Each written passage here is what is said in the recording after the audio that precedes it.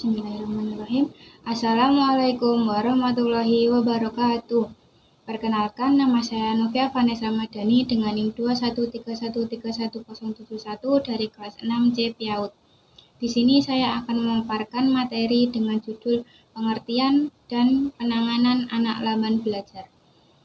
Materi yang akan saya sampaikan yaitu yang pertama ada pengertian anak lamban belajar, yang kedua ada karakteristik anak lamban belajar, dan yang ketiga ada penanganan anak lamban belajar. Yang pertama yaitu pengertian anak lamban belajar. Anak lamban belajar adalah anak yang performa pendidikannya di bawah rata-rata yang diharapkan dari anak-anak seusianya. Anak-anak seperti ini tidak dapat belajar dengan maksimal jika ditempatkan di sekolah umum dengan metode pengajaran yang dipakai pada umumnya. Anak-anak seperti ini membutuhkan pendidikan yang khusus.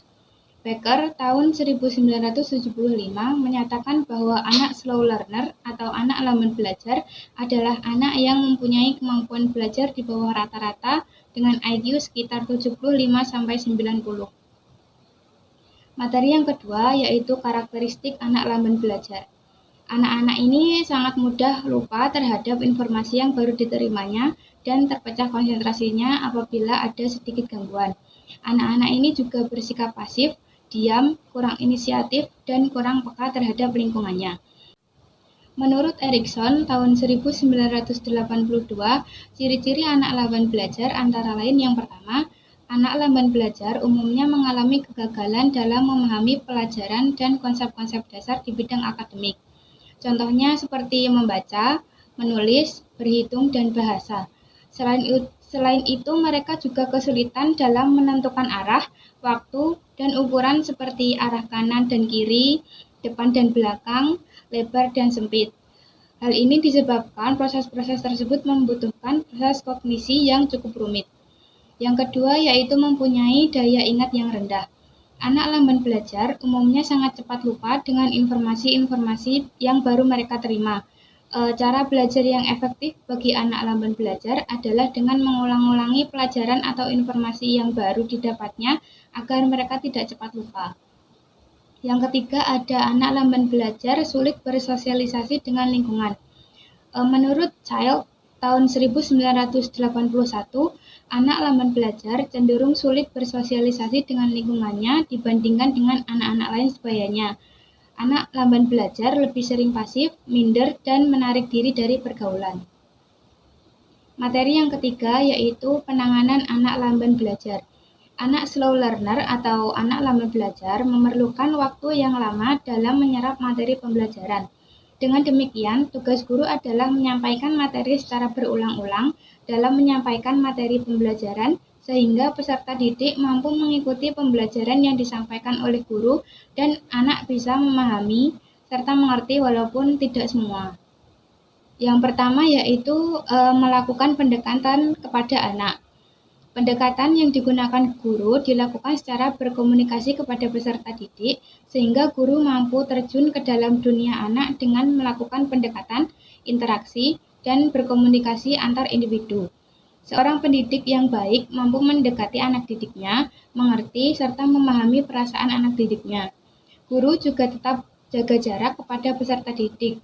Seorang guru perlu tahu antara kedekatan dengan peserta didik dan posisi sebagai guru. Guru harus tahu kedekatannya dengan peserta didik. Guru mampu memposisikan dirinya dengan peserta didik, tetapi guru tetap melakukan yang terbaik kepada peserta didik, terutama kepada anak yang mengalami lamban belajar. Yang kedua yaitu penyampaian materi secara berulang-ulang. Anak slow learner memerlukan waktu yang lama dalam menerima materi dibandingkan dengan anak yang lain. Dengan demikian, guru mengerti cara yang mesti dilakukan untuk menangani anak yang lamban belajar dengan menyampaikan materi secara berulang-ulang, sehingga anak itu mampu untuk memahami materi tersebut. Yang ketiga, ada memerlukan kesabaran. Dalam mengajar, tidak sedikit kendala yang ditemukan oleh guru. Dalam menolong dan melayani peserta didik, guru mesti memiliki kesabaran dalam memberikan materi kepada peserta didik dan tidak menyamaratakan kemampuan anak satu dengan anak yang lainnya. Guru yang mengajar dalam kelas harus memiliki kesabaran dalam menangani dan melayani anak lamban belajar sehingga anak merasa nyaman dan merasa dipedulikan tanpa melihat perbedaan yang ada, sehingga anak menjadi semangat dalam belajar. Yang keempat, yaitu mengenal pribadi peserta didik. Perlu bagi guru untuk memahami bagaimana peserta didik dalam belajar dan menyerap materi yang disampaikan oleh guru. Gengel dan Hendricks mengemukakan bahwa jika guru berusaha mengenal anak yang dilayaninya, ia akan lebih tertolong dalam merumuskan tujuan belajar, dalam merencanakan bahan yang relevan atau yang sesuai dengan kebutuhan mereka. Dengan demikian, guru perlu memakai model pembelajaran yang sesuai dengan kemampuan anak. Guru perlu membedakan apakah anak termasuk anak yang lamban belajar dalam belajar atau hiperaktif dan lain-lain. Yang kelima, yaitu memberikan motivasi kepada anak. Motivasi adalah salah satu cara guru dalam menyemangati peserta didik dengan mencapai tujuan pendidikan yang hendak dicapai.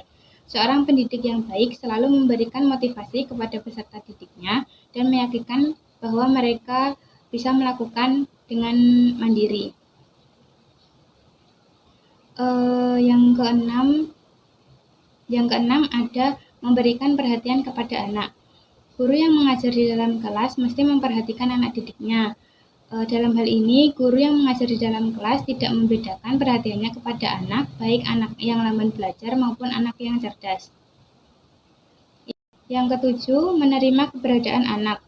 Salah satu cara menangani anak slow learner adalah menerima keberadaan mereka dengan apa adanya. Guru yang mengajar menerima keberadaan anak yang mengalami lamban belajar di dalam kelas. Dengan menerima keberadaan anak tersebut, akan membantu mereka dalam melakukan aktivitas mereka dan tidak merasa minder dengan anak yang lain. Sekian pemaparan materi dari saya. Apabila ada salah kata, saya mohon maaf yang sebesar-besarnya.